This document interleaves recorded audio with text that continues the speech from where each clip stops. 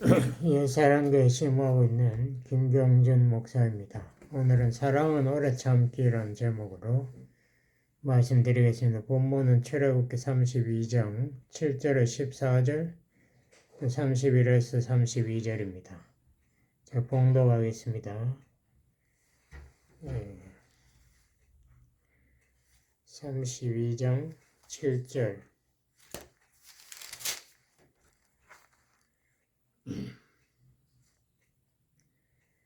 여호와께서 모세에게 이르시되 넌 내려가라. 내가 애굽 땅에서 인도하여 낸 내 백성이 부패하였도다. 그들이 내가 그들에게 명한 길을 속히 떠나 자기를 위하여 송아지를 부어 만들고 그것을 숭배하며 그것에게 희생을 드리며 말하기를 이스라엘아, 이는 너희를 애굽 땅에서 인도하여 낸 너희 신이라 하였도다. 여호와께서도 모세에게 이르시되 내가 이 백성을 보니 목이 곧은 백성이로다. 그런즉 나대로 하게 하라. 내가 그들에게 진노하여 그들을 진멸하고 너로 큰 나라가 되게 하리라. 모세가 그 하나님 여호와께 구하여 가로되 여호와여, 어찌하여 그 큰 권능과 강한 손으로 애굽 땅에서 인도하여 내신 주의 백성에게 진노하시나이까? 어찌하여 애굽 사람으로 이르기를 여호와가 화를 내려 그 백성을 산에서 죽이고 지면에서 진멸하려고 인도하여 내었다 하게 하려 하시나이까? 주의 맹렬한 노를 그치시고 뜻을 돌이키사 주의 백성에게 이 화를 내리지 마옵소서. 주의 종 아브라함과 이삭과 이스라엘을 기억하소서. 주께서 주를 가리켜 그들에게 맹세하여 이르시기를 내가 너희 자손을 하늘의 별처럼 많게 하고 나의 허락한 이 온 땅을 너희의 자손에게 주어 영영한 기업이 되게 하리라 하셨나이다. 여호와께서 뜻을 돌이키사 말씀하신 화를 그 백성에게 내리지 아니하시니라. 또 32절로 가겠습니다. 그러나 하회하시면 이제 그들의 죄를 사하시옵소서. 그렇지 않사오매 원컨대 주의 거룩한 책에서 내 이름을 지워 버려 주시옵소서. 이건 생명책이 있습니다. 생명책, 자기 이름 빼라는 거죠. 여호와께서 모세에게 이르시되 누구든지 내게 범죄하면 그는 내가 내 책에서 지워 버리리라. 먼저 사랑이 무엇인가? 이것을 고린전 13장 4절에 보면 사도 바울이 사랑은 오래 참고, 헬라어로 이게 마크로투미아라는 말입니다. 마크로라는 것은 오래 혹은 천천히 이란 뜻이고요. 수미아라는 말은 분노 혹은 뜨거운 열 이런 뜻이고, 그래서 천천히 화낸다 혹은 천천히 끓는다 이런 뜻이고요. 또 다른 정어로는 영어로 capacity to be wronged, 그러니까 오해 당하거나 혹은 불공평하게 대우받았을 때에 참는 능력 이런 뜻이 되겠죠. and not retaliate, 거기에 복수하지 않는 그 능력을 말한다. 그래서 관대라는 뜻으로도 이것이 통할 수 있고요. 온유라는 말과 비슷하다고 생각합니다. 고린도후서 12장 12절에 보면 바울이 고린도인에게 향한 편지에서 이렇게 썼어요. 내가 사도인 증거가 뭔가? 너희 가운데서, 고린도 교인들 가운데서 모두 참음으로 모든 것을 참았다. 표적과 기사와 능력을 행한 것이라. 이게 사도의 증거라. 제일 처음에 먼저 나온 게 모두 참았다. 참 중요한 말이죠. 그 당시 고린도 전후서를 통해서 고린도 교회 사정을 보면요. 고린도 교인끼리 서로 민사소송, 우리 미국도 소송의 천국이라 변호사가 얼마나 많은지 몰라요. 또 고린전서 1장에 보면은 고린도 교회는 사색 당파, 서로 자기 파가 정통이고 상대방이 틀렸다고 주장하고, 또 예배 중에도 너무나 무질서했습니다. 그래서 누가 말씀을 이야기하면은 또 중간에 누가 탁 나서가지고 더 큰 소리로 방언을 확 해버리고 또 중간에 예언을 해버리면서 예배가 혼란스러웠습니다. 그러니까 서로 잘났다는 거죠. 또 어떤 고린도 교인은 자기 아버지의 아내, 그러니까 아버지가 무슨 후처를 뒀는지 첩을 뒀는지 모르겠는데 그와 성관계를 하고 그 교회는 나오고 이런 사람도 있었다. 이게 너무나 음란한 교회. 이러한 교인들 가운데서 모두 참았다. 바울이 그렇게 고백하고 있습니다. 성경에 보면 하나님의 상품을 묘사한 그 유명한 출애굽기 3, 4장 6절을 보면은 여호와 하나님은 인자와 진실이 풍성하시고 또 노하기를 더디하신다 라고 이렇게 설명하고 있습니다. 그 당시에 출애굽했을 때에 이스라엘 백성들이 시내 광야에서 사막에서 계속 시험에 들었죠. 뭐 조금만 어려운 게 있으면 탁 애굽에 돌아가자. 하나님 앞에 막 불평하고 이렇게 조금만 어려운 게 있으면 그걸 견디지 못하고 모세에게 대항하고 여기에도 보면 본문에도 보면은 모세가 시내산 위에 십계명 돌판을 받으러 올라간 사이에 이스라엘 백성들은 아론을 중심으로 해가지고 금 송아지를 만들었습니다. 그래가지고 이 송아지가 우리를 인도한 하나님이다. 그래서 거기에다가 이 희생 제물을 바치고 이렇게 하면서 우리 애국으로 돌아가자고 우성을 쳤습니다. 이때 우리가 상식적으로 생각하면은 하나님께서 그렇게 많은 기적, 홍해를 가르고 막 애국 세계 최대 강국 애국의 군사를 죽이고 몰살시키고 이 이스라엘 백성을 해방시켰는데도 불구하고 이렇게 하나님 앞에 선을 악으로 갚는 이런 사람들 살려서 뭐하겠나 이런 생각이 우리에 들 수 있어요. 이런 사람들 여기 본문에도 보면 하나님께서 이거 다 없애버리겠다 이랬거든요. 그래서 이게 희망 없는 이런 인간들 다 없애버리고 모세 너의 후예들 백성 너의 자손들을 다시 나라를 세우겠다. 모세는 앞으로 올 그리스도의 예표 미리 보이는 인물이기 때문에 다시 말하면 그리스도를 통해서 새로운 하나님의 백성을 만드시겠다. 이게 바로 교회 아닙니까? 예수님을 구세주로 고백한 교회를 하나님께 결국 그렇게 하셨죠. 근데 하여튼 이때 당시에는 모세가 중보기도를 해서 이걸 심판을 일단은 멈췄습니다.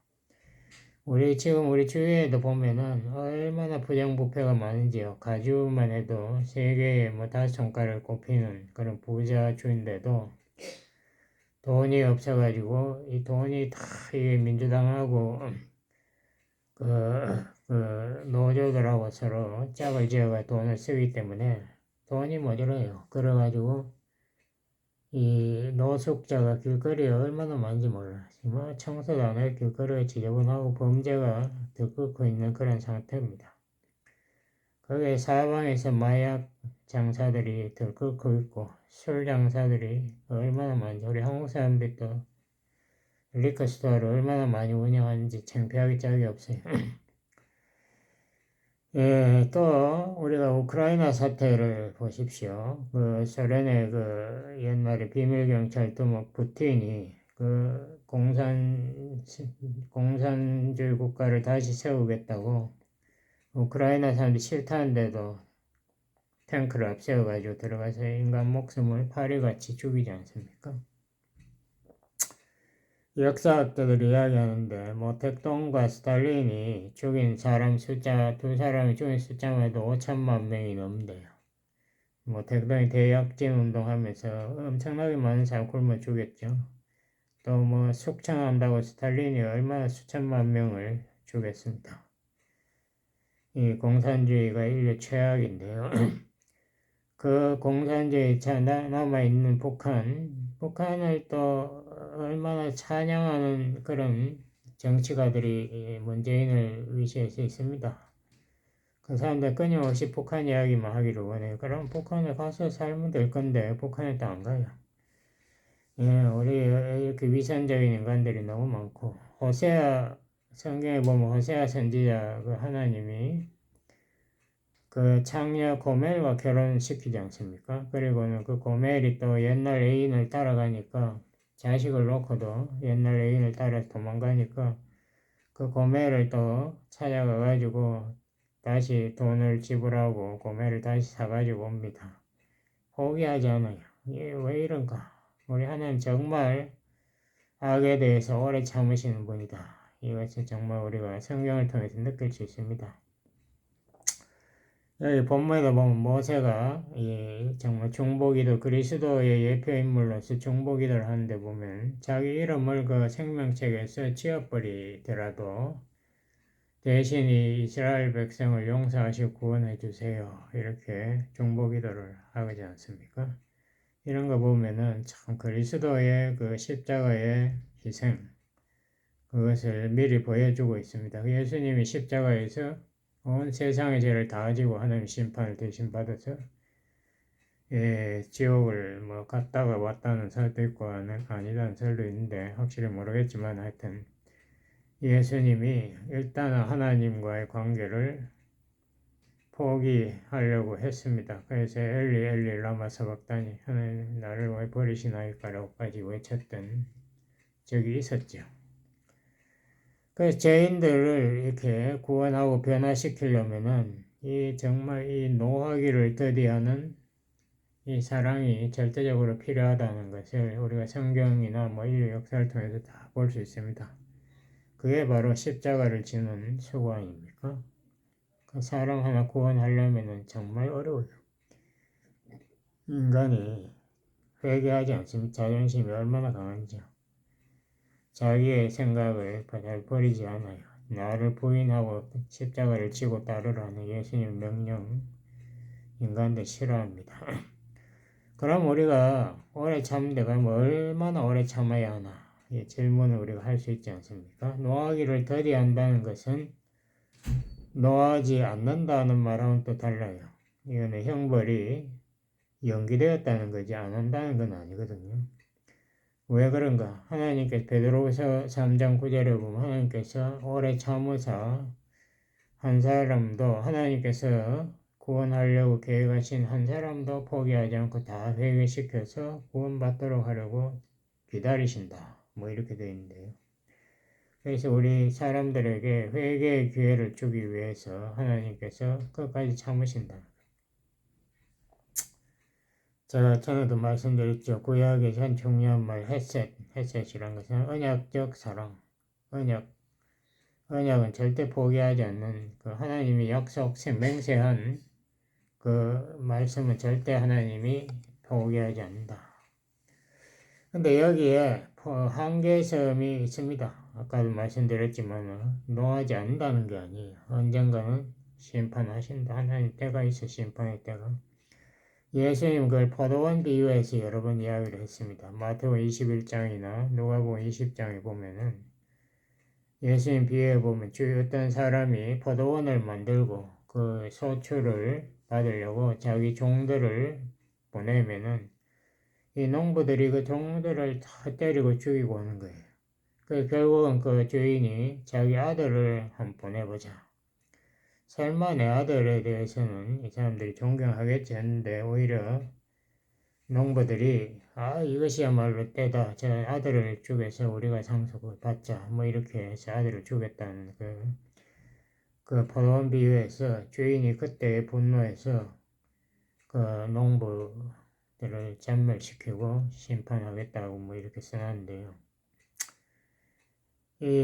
예수님을 이스라엘 백성들이 예수님을 십자가에서 처형하고 자기네들이 이제 뭐 종교나 정치 권력을 잡았다고 이렇게 착각했을 그때 예수님이 예언한 것처럼 그 세대 보통 한 세대 40년인데 그 세대가 끝나기 전에 로마의 디도 장군이 8만 대군을 몰고 왔습니다. 그래서 예루살렘을 포위해가지고 그때 6월절 때니까 이 지중해 사방에서 이스라엘 백성들이 몰려들었어요. 그래서 100만이 넘는 사람이 예루살렘에 갑자기 포위당하니까 거기 굶어 죽는 사람이 또 엄청났고, 그래서 결국은 성에 함락되고 100만이 넘는 사람이 몰살당하고 2만 명이 로마의 노예로 잡혀갔다라고 요세푸스의 전쟁사는 기록하고 있습니다.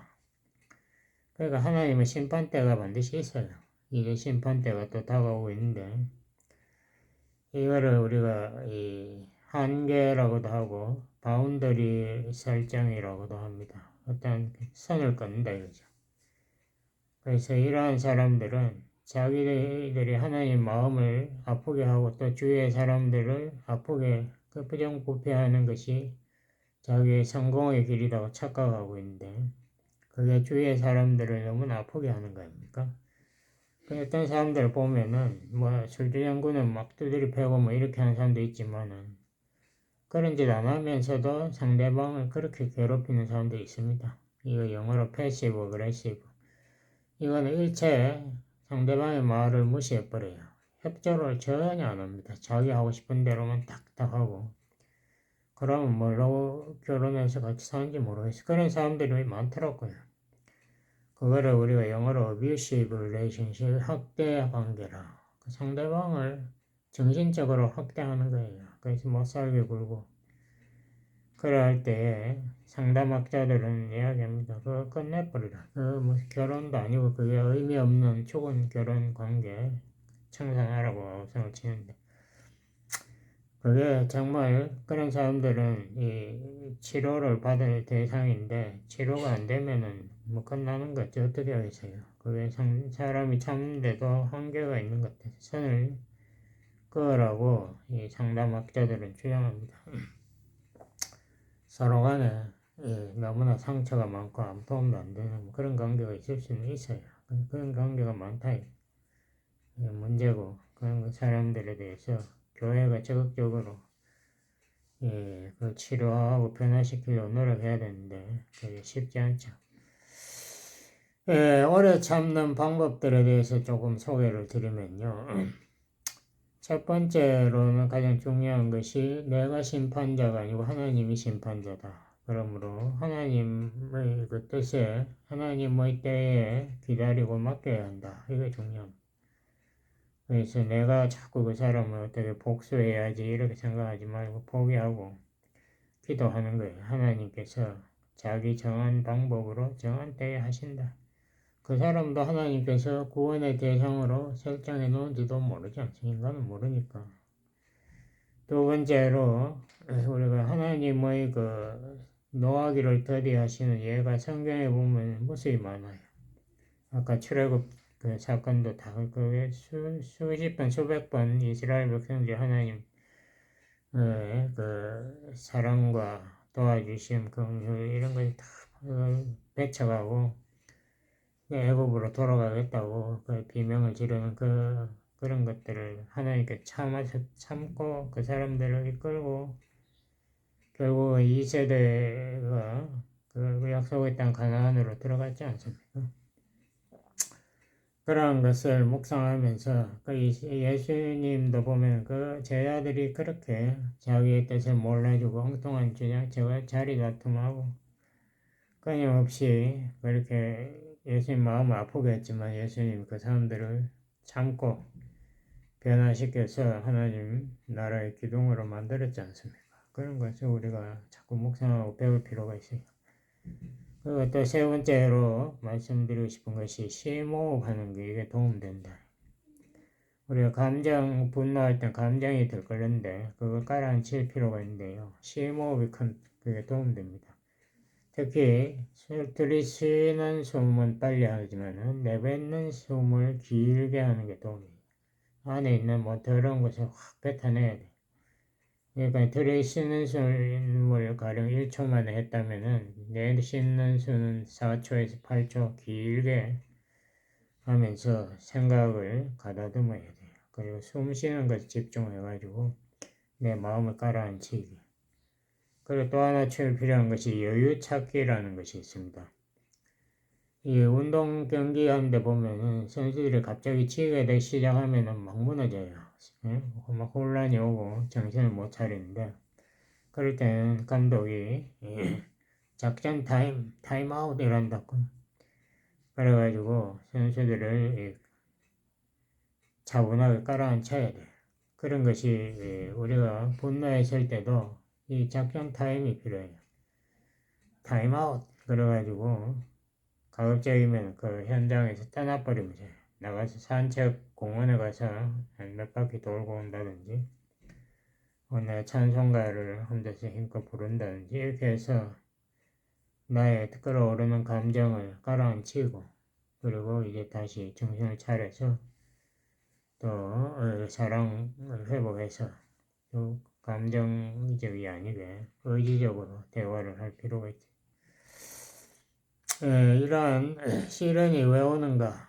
성경은 그걸 잘 설명하고 있습니다. 야고보서 1장 2절을 보면 여러 가지 환란, 시련이 오면은 온전히 기쁘게 여기라. 뭐 사실 시련 올 때 기쁘게 여긴다는 거 굉장히 어려워요. 그거 뭐 기뻐하는 사람 별로 내가 본 적도 없고 그거는 사실 거의 불가능하지만은 왜 그런가? 시련이 온다는 것은 하나님께서 나를 새로 만들고 계시기 때문에 이 시련을 허락하신 거다. 그걸 깨달아야 돼. 이것이 성화, 예수님 닮아가는데 절대적으로, 필수적으로 필요하다. 그래서 하나님께서 허락하신 자기 사랑하는 아들에게, 작은 딸에게 뱀이나 정갈을 줄 아버지가 없다라고 예수님 말했지 않습니까? 필요할 때 주는 거지 아무거나 주는 게 아니에요. 로마서 5장 3절 4절에도 보면 똑같은 말씀 있죠. 바울이 그랬습니다. 그래가지고 환란 오면은 우리가 기뻐하자. 왜? 이 믿음의 시련이 우리에게 인내를 만들기 때문이다. 그래서 인내라는 것이 순간적으로 참고 넘어가는 그런 게 아니고 계속해서 그 무거운 짐을 끌고 가는 거하고 비슷해요. 저희 운동 선수들 보면은 몇 번 하고 탁 이게 역기 같은 거 될 때 몇 번 하고 딱 중단하는 게 아니지 않습니까? 그걸 오랫동안 해서 근육을 키워 나가는 거예요. 지금 당장 순간적으로 결단한다고 해서 인내가 생기는 게 아니고 이 오랜 시간을 가지고 그것과 투쟁하는 가운데 인내가 생기는 거지 금방 생기는 게 아니에요. 그래서 인내를 통해서 연단을 이룬다. 이 연단이라는 단어가 굉장히 중요한 단어인데 한국말은 너무 어려워서 그 연단이 뭔지 아는 사람 별로 없더라고요. 연단은 영어로 하면 proven character 혹은 tested character. 이 성품이 이 시련을 이겨가지고 그 훈장, 군인들, 장군들부터는 보면 훈장을 많이 달았지 않습니까? 훈장이 수십 개 탁 달린 그게 proven character 연단입니다. 믿음으로 승리한 전적이 화려하다. 전쟁에서 이긴 전적이 화려하다. 연단. 그 연단으로 단련된 그 성품은 이제 소망에도 확신을 가지고 승리한다. 하나님이 약속을 지킨다. 약속을 지키신다. 거기에 대한 확신이 있다. 뭐 조금 어려우면 실망해가 좌절하고 이런 게 아니에요. 하나님의 사랑을 믿기 때문에 이제는 확신을 가지고 시련을 당당하게 대결을 싸워서 이긴다. 이게 오래 참음의 유익이, 오래 참음으로써 이것이 시작된다. 그러면 인내의 대상은 누군가? 제일 먼저 그 대상은 내 자신입니다. 내 자신이 항상 문제예요. 내 자신의 마음이 호수같이 잔잔하면 어떤 문제가 생겨도 다 해결하고 나갈 수 있어요. 근데 이게 마음이 막 흔들리고 안에서 폭풍우가 쏟아지니까 이게 문제가 심각해지는 거죠. 내 믿음이 파산에 이르게 된다. 그러면 내 자신에 대해서 내가 스스로 이야기해야 돼요. 내가 이런 시련이 있는 것은 하나님이 나를 사랑하시는 증거다. 내가 믿음으로 이것을 이겨야 된다. 이렇게 내가 내 자신을 다스리고 내 이웃을 또 인내하고 항상 내 가까운 사람이 나에게 시련을 줍니다. 그걸 기억하시고 상황 또 어려울 때 그것을 인내하시고 또 하나님의 뜻, 하나님의 로마서 8장 28절에 있지 않습니까? 하나님 모든 것을 합력하여 선을 이루신다. 하나님의 모든 것을 다스리는 주권 하에 있다. 그러므로 하나님 뜻을 믿고 하나님 때를 기다리는 예수의 결단. 세 번째로 나의 책임을 다하기. 예수님 겟세마네 기도에서 그랬지 않습니까? 내 뜻, 내 원하는 대로 마시고 아버지 뜻대로 하옵소서. 아버지 뜻이면 십자가 지라는 건데 그러면 십자가를 지는 거예요. 다른 길이 없어요. 나의 책임을 다하기. 네 번째 또 중요한 게 우리가 시련을 많이 겪게 되면 공감 능력이 올라갑니다. 공감 능력은 어려운 사람들 볼 때 불쌍하다라고 이렇게 느끼는 그거는 처간제심이라 불쌍하게 느끼는 마음이고 그게 아니고 공감은 그 사람의 아픔이 내 마음의 아픔으로 전달되는 그거 내 마음이 너무 아프네. 저 사람에서 눈물이 나네. 이런 공감 능력이 점점 생기면은 우리가 사랑하는 데 큰 도움이 되죠. 그래서 서로가 사랑을 이해하고 전달하고 서로 마음의 위로를 받을 수 있습니다. 이 세상에는 내가 똑같은 사람만 있는 게 아니고 대부분의 사람은 나와 달라요. 생각도 다르고 감정도 다르고 행동도 다르고 삶의 형태도 다릅니다. 눈의 결정체도 우리 눈에 보기엔 똑같이 보여도 다 달라요. 우리 인간의 지문도 다 다르다고 그러지 않습니까? 전라도 사람도 있고 경상도 사람도 있고 서울 사람도 있고 충청도 사람도 있어요. 다 생각이 다르고 가치관이 다르고 주장이 달라요. 그래서 서로 다른 사람을 참고 그 사람의 입장을 이해하려고 노력하고 그 사람의 입장을 존중해주고 이게 사랑이다. 사랑이라는 것이 그냥 그 사람을 콱 비판해버리고 정죄해버리고 이렇게 하는 것보다 그 사람을 이해하려고 노력하고 그 사람과 서로 간에 마음과 마음, 이심전심을 서로 커뮤니케이션, 서로 대화하려고 노력하고 이런 게 사랑의 수고죠. 기도하시겠습니다.